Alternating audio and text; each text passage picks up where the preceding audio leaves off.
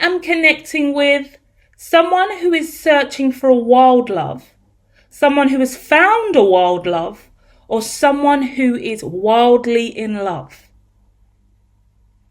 They could be in love with someone from a different race, different background, different age, really something very black and white, something very different, something very yin and yang. We're looking at divine masculine, divine feminine with this card, but we're looking at young and old, black and white, same sex, opposite sex, something that's risque, something that's controversial, something that's lingering in your mind that makes this a little bit wilder than usual, but something that you really want. Not only that, we've got the suicidal card out. This could have been affecting, you could be affecting each other's mental health is what I want to say. Not only that, the tarot addict card is out with a dark magic card. So some people could be doing spell work, dark magic, trying to manifest. I'm always telling people, chill out on the love spell, love potion style content. I can't stand it. This is not one of those videos where we're going to teach you how to make them obsessed with you instantly, or in the next 24 hours they're going to be obsessed with you if you play this throughout the night. No, that's toxic, guys, that's called toxicity. Why would you want someone to be obsessed with you? We're going to look at this. We're going to deep dive. We're going to look at this wild love. We're going to try and ground your obsession for tarot if you keep watching it. We're going to give you a clear reading, ground your mental, emotional well-being, and then deal with any kind of suicidal ideations that may be present as well, because you are searching for the love of your life. Bottom of the deck, love of a lifetime. So let's help you find the love of your life and really ground the love of a lifetime that you deserve in this lifetime. Let's go.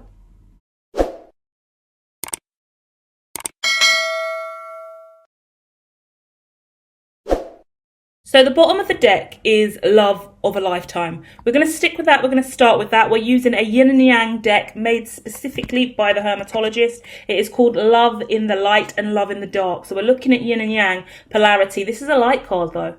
So we're starting here. I'm connecting with a light worker. Underneath that, I've got the mystic coming out as well. So I'm looking at a tarot reader. I'm looking at a mystic, clairvoyant, someone who has crystals. You could also be shamanic, someone who really, really believes in the other side, believes in the spirit realm, believes in the moon, does a lot of worship, does a lot of rituals. You may have voodoo dolls. You may believe in the dark arts. A lot we're going to talk about today if you are into the darker side of stuff, because now I've got two cards that are coming out that are showing me dark magic. And actually with the tarot addict, that's also a dark card. I've got 3 cards that are incredibly dark magic. Yeah? Dark spirituality. We're going to look at that, and I'm not coming with any judgment, but I really want to ground you today and make it clear about what you're going through if it is bringing up heavier emotions for you. Because it's kind of telling me, the way the cards are stacked in a pyramid, it's telling me you're going to need to come on up out of the darkness that you've been in. So you could be pining, you could be manifesting through 3 of Swords, which is heartache and pain, right? We've all been toxic. I've been toxic for a long time. I went through my wounded feminine phase. Ooh, gross, disgusting. During that window of time in life, coming off the back of a relationship or someone that you was dating, or you wanted the relationship to move further forward, that person wasn't trying to progress with you. You were manifesting the life that you want, the husband or wife that you want, the partner that you want, but they weren't playing ball, if we want to say it like that. They weren't aligning to you. So some of you guys could have chose tarot. Some of you could have chose love spells and potions. Some of you could have went full-blown mystic on the other person, tried to enchant them, right? Either way, whatever you've done, you've tried to grip this person or an energy or entity, or try to call someone into your reality, manifest them, but you've been in a darker vibration doing so. So not all of you have been sitting there poking voodoo dolls and doing love potions and creepy ass spells, let's be honest, stumping around in the woods making twigs and collages of your ex, burning photos and getting pieces of hair and blood, because the collective do that. They do. I would like to think that anyone over here is not doing that, and I like to make it clear I don't advocate for any of those practices. It's not healthy. There's loads of readers out on the platform that live for that kind of stuff. So head over there. We don't do that here. We don't believe in the darkness. We know it exists, but we step on out of it. We don't linger around. I don't like or enjoy people playing with blood, spit, saliva, burning photos. You're in the demonic realm when you do that. So let's pull away from that. And I'm not saying any of you guys are, but I am suggesting that you do look at your belief system. How close to the line are you? Have you crossed the line? Because some people do things without realizing, right? You may have stumbled on a subliminal piece of content that was like, make your ex come back to you. If you listen to this 20 minutes a day, and you did it once, and then suddenly your ex called you, and now you're obsessed, and you listen to that religiously all day and night. Lunch break, morning, after work, bedtime, any minute you've got, you just play that on repeat. Toxic, yeah? That's toxic. So let's start looking at the toxic traits that are keeping you tethered to the love of your life that there's nothing at the end of that tether, yeah? You're tethering yourself, you're tying yourself to a black hole, emptiness, longingness that doesn't exist at the other end of that string, yeah? So let's ground you. Let's really establish a clear route forward, especially if you are one of these viewers that are dealing with depression and suicidal ideations and really low mood and bouncing back and forth in your energy, okay?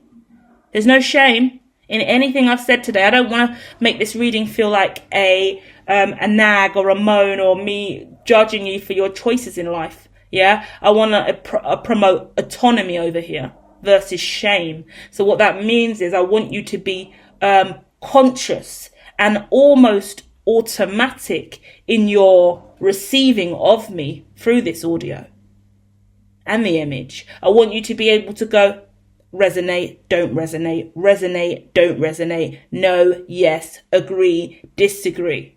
That is me, nope, she's with someone else. I want you to be clear in pursuit of where you're going and what you're going through, and use your psyche, your consciousness to navigate through this conversation today using symbols, yeah? We love psychology here. We love Carl Jung here. We think that these conversations are incredibly purposeful, yeah?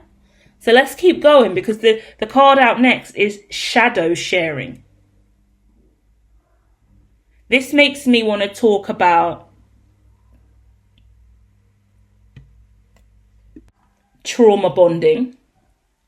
And that is wounded masculine, wounded feminine energy when you are so in need and so longing for an attachment, a connection, some kind of reciprocation, yeah? Something to receive, someone to love, that you're willing to share shadows with another person. Now, I've been studying shadow work for a long time and trauma bonding because as an empath, as a light worker, you are more likely to be drawn to those in need. And if your relationship becomes you being incredibly needy, or you needing to heal the other person and needing a subject to work through, someone with a problem, someone wounded is attractive to you, and being the healer in the connection is what you've been leaning on as a way to survive, that would bring up depression and suicidal ideation, because you're making things very black and white in regards to what your role in the relationship is, yeah? And you're budgeting love, and you're budgeting healing, and you're budgeting the ideas in your mind about what can or can't manifest. Some of you are also potentially settling for the side chick position. I've got the card out that says main chick, side chick, right? So some of you are willing to play the side. I could even be connecting with someone here who is a side chick and they are friends with the main. or the side chick that became the main chick. I have a lot of conversations about this, or I've had a lot of conversations about this in the past, should I say. You play this. Some people think if they play the side chick long enough, they'll get an upgrade. But get an upgrade to what? The main chick. Because the main chick gets ignored for the side chick, doesn't she? Because the side is getting attention. The side is getting gripped into some intimacy or some illusion. The side is seeing this as a win, as the way up. But the main's already in the position, and she's not even paying attention to the side. So would you really like to spend your life being the side in the hope that you become the main? So when you do become the main, you ain't nothing but blinded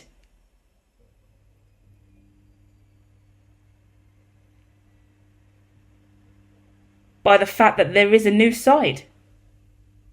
Because you can guarantee if you co-sign that kind of behaviour, from male or female here, fuck boys and fuck girls do exist, then you can guarantee there'll be a new side to take your place. If you're trying to take the main, believe someone else is trying to pull up and take the side seat that you've just freed up, right? Bear that in mind. But with that, we're looking at some people that do really want a deep ceremony. Love, marriage.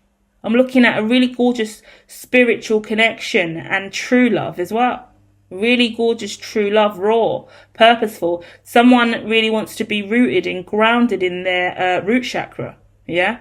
Someone wants to build a brand new life with someone based on joining root chakras and working their way up together through the chakra system, which is incredibly hot. I've never seen that in a card before. Really gorgeous. And that's purposeful. That's healing. That's what you should be aiming for. Yeah? So the side chicks on the line, or the main chicks that are ignoring the side, acting like their partner isn't cheating, you're going to want to be with someone who is willing to start from the root chakra with you, and together you both come in with your root chakras and you work your way up through acceptance and just through your solar plexus, through your heart, through your throat, through your third eye, and out through the crown. That's what you call a love of a lifetime. That's what you call long-term marriage, yeah?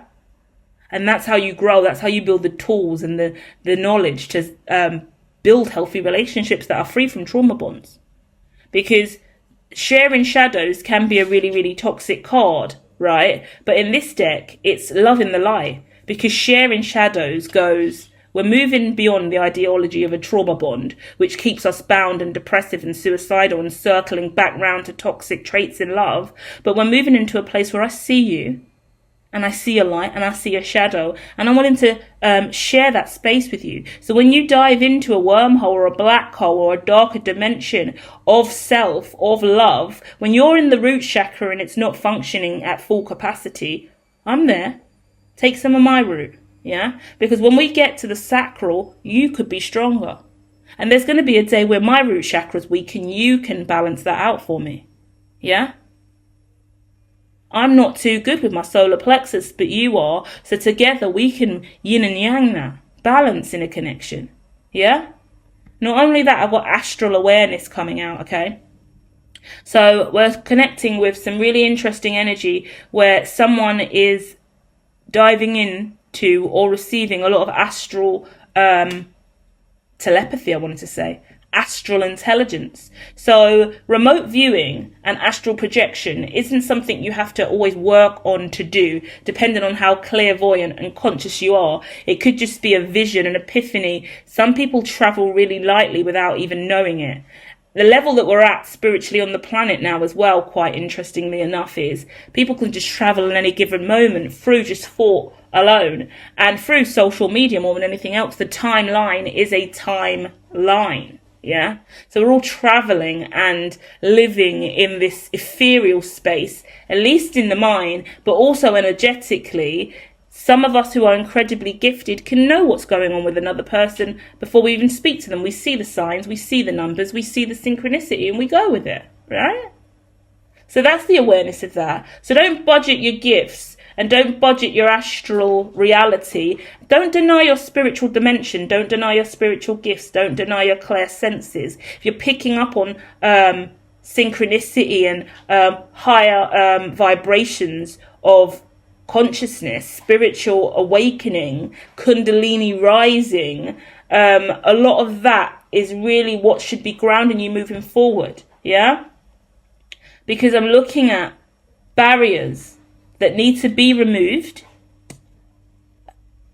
a new way to kind of clean up and start afresh. A blank slate is what I should say. I want to say tabula rasa. But we're talking about breaking barriers and cleaning out. A good clean. In my mind, I'm getting a witch clean. I've been thinking about witch cleaning for a while. Interesting. Like, because of Halloween, I saw a really gorgeous witch broom. And I just stays in my mind quite frequently now. And it's popping up in the image of really doing a full sweep. I always talk about ritualistic practices and little things like... I've never called it a witch clean before, but I'll say it today and we'll coin that because I'm sure it's all over Google. But a witch clean, in my opinion, is you'll sweep from clockwise around the room and then sweep all of the dirt, even if it doesn't even look dirty, even if the broom doesn't look like it's collecting much, you will do a clockwise sweep all the way around, close out that circle, and then bring all that dirt together and get it out. And you'll do that a few times ritualistically, at least 3. And you may say something. You may say a affirmation, a mantra, a spell, a chant, however deep you are into the source, you know.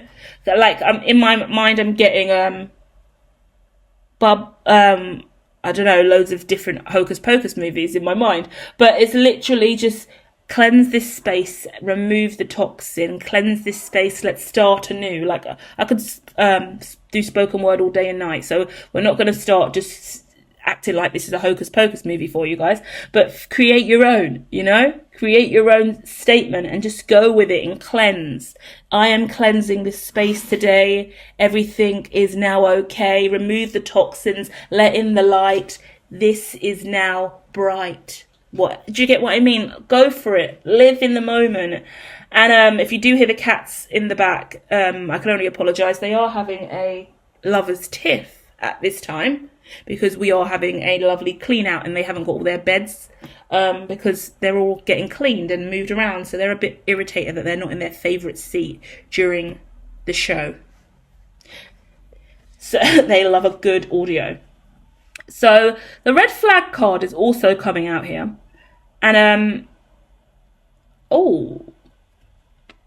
it's really interesting. We are going to dive into the tarot in a minute, but something's guiding me to get this out. I'm looking at a person, okay? It's got red flags and puppet master, 2 dark cards of love, okay? And it's letting me know straight away that anyone who is going through suicidal ideation and depression and struggling, and the black and white's out, black and white divides. That's not a race issue. That is yin and yang, yeah? So divine masculine, divine feminine. It's like someone I'm connecting with has always had to be the puppet master pulling the strings in the connection. And I don't think you've ever had anyone who's been able to take control and be the lead. So you're so used to being the puppet master who pulls all the strings. And I think, I wanted to say that you could be really manipulative, but I didn't even want to say that because it could appear that you're being manipulative. But if you are clairvoyant or you've got higher level clear senses, if you are gifted, if you're aware, if you're into psychology, your mind and your consciousness is a lot higher. So it's about morals and integrity on your part more than being manipulative, because it's about how you use your power and how you use your intelligence, your psyche, your ability to control in a way that is healthy and not toxic. Yeah? You're allowed to be a dominant in a relationship. You're allowed to be a submissive in a relationship. They are genuine roles. You are allowed to play the feminine or the masculine in a relationship. They are stereotypes, but they are characteristics. They are roles. They are archetypes. There are personality traits and love languages that matter here, right?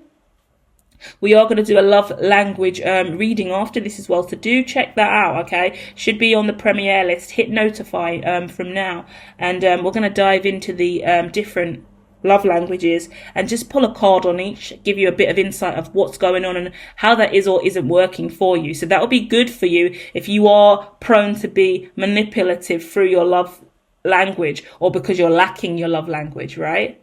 For me, my love languages are words of affirmation and quality time, and they're quite equal, and I can't remember what falls underneath that, but depending on if you are receiving that, if I'm not getting words of affirmation, then I'm going to be on the darker, shadowy side.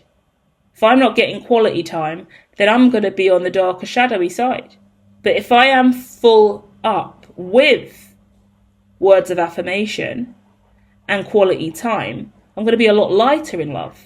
I'm not going to be depressed. I'm not going to be suicidal. And that's why it's also really important to have self-love and promote that within you. If you go to Her 7D Consciousness, you will see exactly why I am carrying the love languages at which I do, and why my content is the way which it is. I've got affirmations everywhere, right? Why do I make this content here? And why is some of my content over an hour and a half? Quality time. Yeah, I like that. So what are your love languages? Put them in the comments. Hit like on the video premiering. Write your love languages from the beginning in the comments there. Prepare yourself for what's coming in that reading. And really just understand that you may feel frequently larger than life. You may look back at your past relationships as I've been too much. And you may, or that you've been really insecure in those connections. You could have felt like you had a lot of pride. You could have felt like it was really about sex. You could have felt really young and immature. You could have felt really, really materialistic, like it was all about money. You could have felt really, really dark and depressive. You could have walked away without getting any real closure or resolution. You could have just sought selfish means and pursued someone for solely selfish reasons. Connections and relationships could really, really stress you out and destabilize you. Fuck with your mental health heavy. Yeah? Yet others of you guys, being alone and intimate and having quality time with a person and just looking into their eyes and holding their face and them sitting on your lap and you being wrapped up in a little love den with candles and mood lighting is just memories that you have, or what you really want. And vows and intimacy and loyalty and oaths and trust and confidence is something that you really, really desire too. And there might be memories of the connections you've had in the past. I see a lot of eye contact here and a lot of holding hands and a lot of intimate embracing in these images, which lets me know that there's this healing energy that comes from surrendering to intimacy. Yeah, it's the intimacy that we're kind of looking for here in this reading, it says to me. But then it comes with the need to obey someone, the need to boss up, the need to not be too forthright or forthcoming, too forward with the love, or maybe keep it a secret, or maybe you've been in relationships before that have been deeply toxic that you've had to keep secret. We're not going public, we're not telling anyone, we're hiding out with this love. And it's kind of like you've got to be able to break that new dimension cards coming out, break that old ideology or the old patterns in relationships and move into a new direction. A lot of conversation here as well coming up about sex. Yeah. So what the cards are telling me is there's this pattern of behavior that's occurred in the past, and the old you goes back into relationships that are just like that.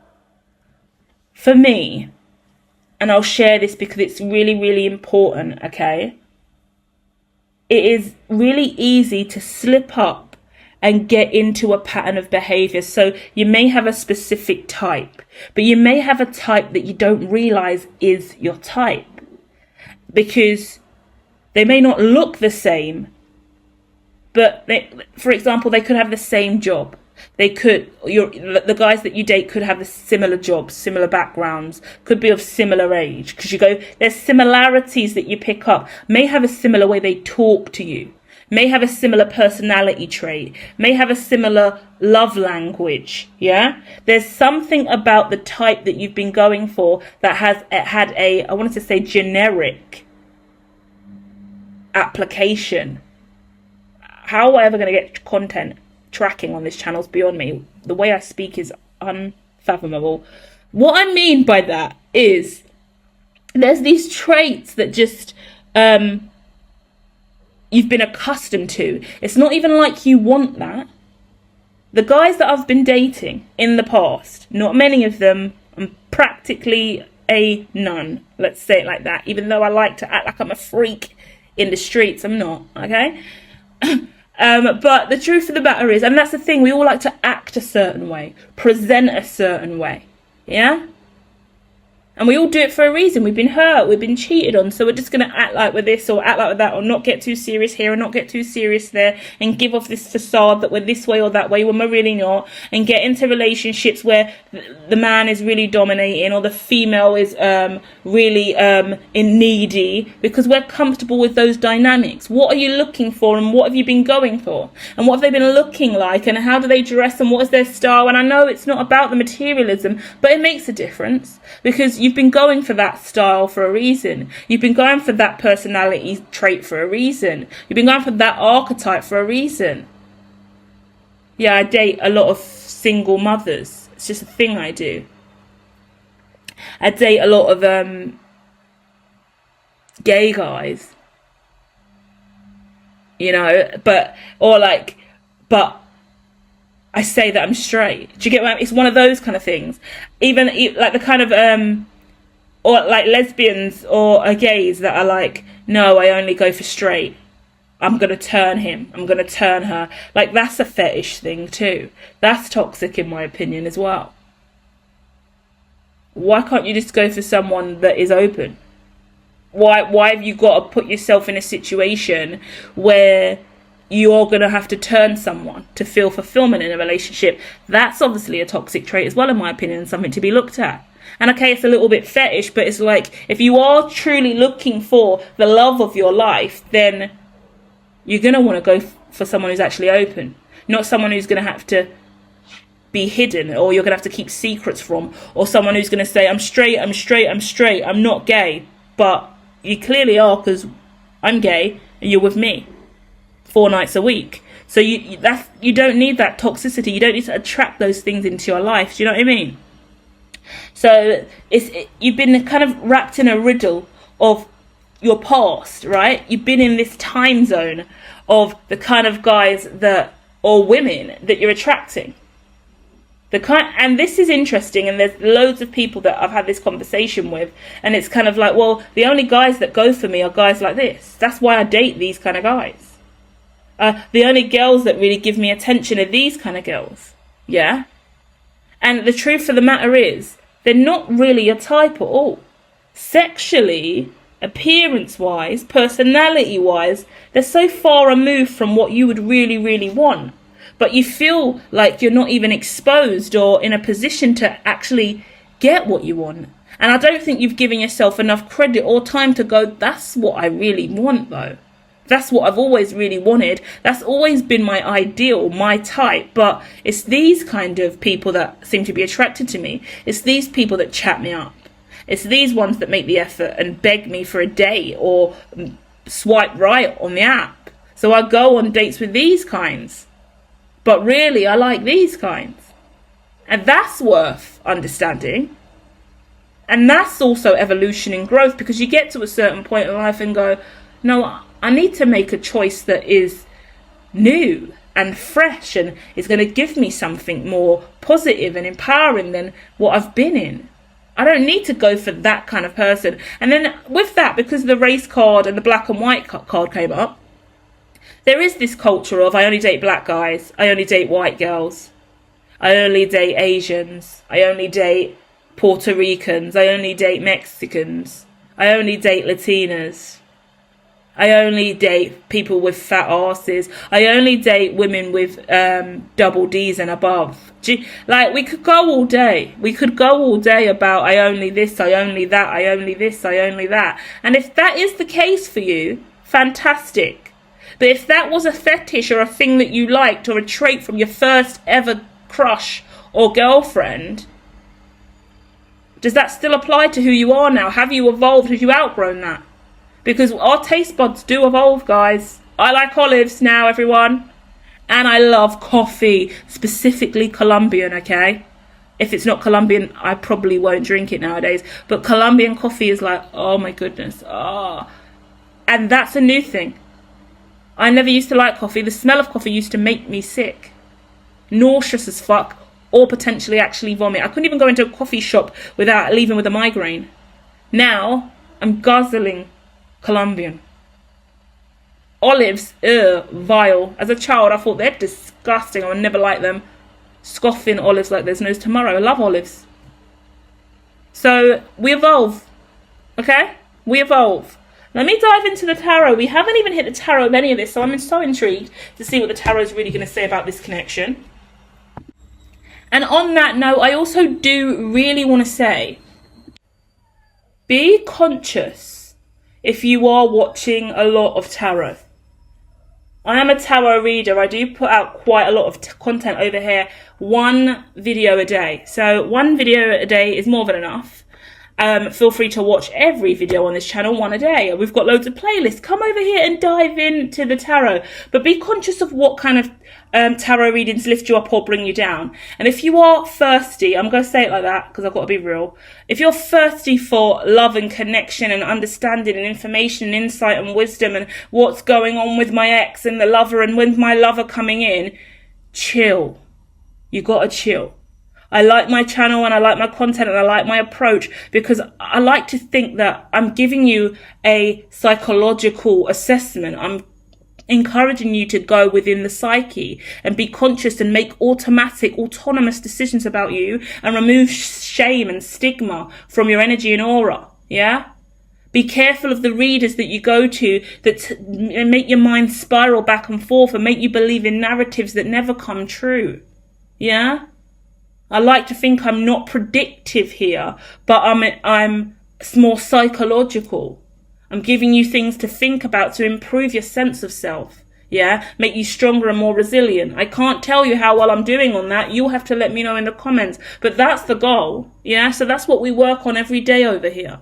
Real consciousness and healing. Yeah, enlightening conversations, thought-provoking ways to assess ourselves and try to evolve and grow in more healthy ways. So share your stories in the comments. Share what you want and need. I don't want to hear stories about my divine masculine. I've been waiting for him for 10 years now. I know he's coming back to me. He's still with his wife. I just saw them at the park with their newborn last week, but I know he's meant to be mine. And I'm so glad the reading said that. Toxic. That's fucking toxic. And I see it all the time and it breaks me down. I'm like, God, guys, come on. We've got to get your psyches elevated. Remember, the cards were in a pyramid and the bottom was the toxicity layer of tarot and dark magic and love potions and all that energy bullshit with that astral projection, belonging and giving that off to the universe and not attracting anything back because of that toxicity. You got to be strong in mind, body and spirit in you. You got to know that you're strong and independent on your own. And there is this wild love card just staring at me, so I'm going to go in with the tarot now. It looks gorgeous. It looks purposeful. It looks real. It looks like what's meant to be happening for you, okay? But it's the bottom of the deck now is native. This is like the God, spirit, whatever you believe in is guiding you. You need to be a native spirit now, which really means you've got to take a new approach. You've got to be a foreigner to your heart chakra.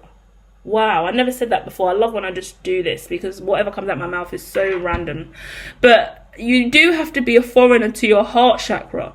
You have to go into it with an absolute, now I'm visualizing the heart chakra as hot springs, and you're stepping into it for the first time, and they say it changes your life. It's like stepping into this highly new evolved Ganges style experience that's absolutely cleansed and purified and full of cleaning chemicals, because that's really rude. I'm not going to speak ill will on any body of water, but when I think about the Ganges, I think about the germs that have accumulated in the Ganges over the recent years, and the breaking news that has been out about it, and the dead bodies and the COVID saga and what happened to the Ganges specifically in 2020. It was devastating. So the Ganges is not an experience in my mind that makes me feel secure and safe. As much as I love India and I love what the Ganges represents, it fills me with fear, and I'm really sensitive to energy and prone to sickness. Well, when I'm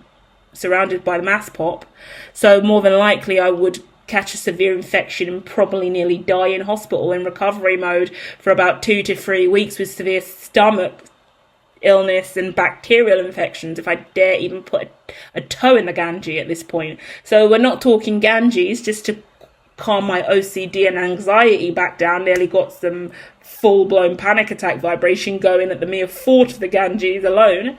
But I'm talking about a gorgeous hot springs that is green and ethereal and mesmerizing, and it smells like eucalyptus and lavender, and there's bunny rabbits around the side of it, and there's fairies and mermaids, and they're all singing and everyone's swimming, and it's gorgeous. It's steamy and misty, and everyone's just in their own little rock pool or in their own little like jacuzzi rock bed, and they're just chilling, and it's hot, sexy, purifying, empowering. Everyone's naked as well, because duh. And that's what your heart chakra should look like. I've just gone into a full-on heart chakra visualization. It's gorgeous. So think about the kind of people that you've been with and the kind of people that you've been dating, and assess why it hasn't worked, and think about who should be with you in that hot spring. Yeah? If you were sitting in the hot spring right now, and you knew that any minute you were waiting for your date to arrive, and they were going to walk through the mist naked as well, how hot is that? And they're going to walk through naked and just step down into the hot springs with you for the date, what would they look like? What would they say? Yeah, that's a cool meditation. Fine, you'll get it. 7D consciousness. Head over there after that. Now you've got 2 things to watch. You need to hit the bell over here for the video I already told you is coming, which is the love language one. But you need to also hit the bell over at her 7D consciousness for the hot springs love meditation. Yeah, visualizing the love of your life. Yeah. Or visualizing the love of a lifetime. Hot springs meditation. That's what we're going to call it, okay? Beautiful. So let's go. Let's dive in. Wow. Bottom of the deck. I already shuffled. Bottom of the deck. Wheel of Fortune. This is destined. I feel emotional pulling this card. Really, really emotional. And it's just hit me like a ton of bricks. So the feeling I get here is that 7 of Pentacles out after that. Yeah. There is a love for you, and it is going to hit you like a ton of bricks. 7 of Pentacles. Be patient, okay? Be patient, because that love's coming. Back of your mind, Knight of Swords. You just want to rush in. Yeah? Wild love at the front of this whole reading, that oracle card, isn't it? Love in the light, that wild love. Gorgeous. Back of your mind, you just want to rush in with the Knight of Swords. Front of the mind, Page of Wands. This is a really young, new connection for you with the Page of Wands. The passion's quite young for you as well. It's destined, you feel it, you're patiently moving towards this, working on this, whether you know it or not. This could be a subconscious energy that you don't know, because it is going to hit you like a ton of bricks. This is the one, yeah? But in the back of your mind, you just want to rush and get this done. But the front of the mind, the Page of Wands is not moving at all. The passion's strong on both sides. In the past, you've had justice. You've healed from a lot of shit in the past. The only reason that this connection is actually possible now is because of what you've healed from. Guess what the future is? Magician. Wow. Past, justice, future, magician. Yeah, you're manifesting this. You're manifesting this now. You're healing and you're learning and you're moving in the right direction. And I feel like the conversations we've had today should be able to move some barriers and blockages that's been in your mind or psyche, and it's giving you confirmation that you need and a surety that you need just to kind of move all the old energies out of the way for real now, yeah, and the old traits, and to really assess the things that I said. Okay, be really conscious about what I said, about what you normally go for in your love languages and personality styles, those kind of traits, yeah. Eight of Swords here as well. You are really nervous with the moon as well, because you can't see what's coming. You can't be sure, okay, but you're still really raring to go. And Knight of Wands next to the Knight of Swords. Now we've got Knight of Wands, and then we've got King of Swords. Oh, you're ready for this. Oh, wow. Oh, excuse you. My goodness. Okay, Strength at the bottom of the deck. It's gorgeous because it's letting me know that although with the Wheel of Fortune coming out, making me want to cry, filled with emotions empathically, like I'm just like, oh my gosh, like I'm patting my eyes a little bit, like the moment I pulled it, and when I look at the card I feel overwhelmed, like emotional overwhelm, in like a Nine of Cups energy, in a Ace of Cups energy. It's absolute fulfillment. And then it's like, okay, go slow with this. Even when it comes in and you feel it and you know that this is the one, you still got to go slow with that. And you are rushing in the back of your mind. So you are making long-term plans in the back of your mind. But in the front of the mind, you are really going slow. And you are just really just presenting and showing up. And it's beautiful. And you've learned so much about relationships that make this absolutely right and purpose for you now. Justice card. And then the Magician is like, hell yeah, hell to the level, we're going to get this done. Like, energetically, just through manifestation and magic alone, which is healthy magic, manifesting. The Magician is just showing up with source. Yeah. And that's self-empowerment, that's self-love, that's a surety, that's hard work and dedication. That's a bit of the Page Wands incorporated in that, and just getting it done using passion as a driving force, but not overly forceful elements of passion, just stable flame. The flame is burning in this connection in a gorgeous way, and it will never be outed after this, yeah? I see the worry in you because you can't see and you never know, and toxic people do exist. Ew, right? It's nothing worse than getting trapped in a toxic cycle. And then there's also empathy, because we've all been toxic at times, okay? There's no one's immune. I've been in toxic relationships and I've been toxic in those connections. Like attracts like. If you're in a healthy, toxic relationship, it's because there's something inside of you that's manifested and attracted that to your reality. So you've got to own that as well, okay? Knight of Wands with the King of Swords is, wow, we're not giving up and we're not going cold. Oh, okay. I'm getting two things on the way out. You could have been the kind of person that will go cold turkey. No sex, celibate, not dating anyone, just go cold for ages.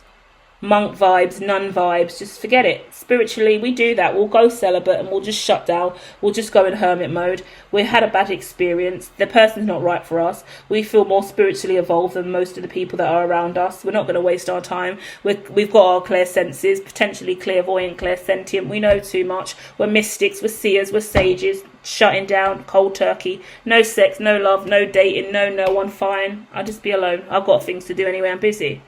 But you're opposing to that is not going cold, yeah?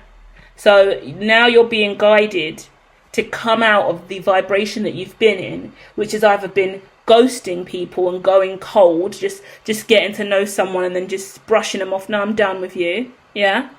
Like, when you can see it's not working, and they're not a bad person, there's nothing wrong with them, you can just see it's not going to quite work down the line, I can tell.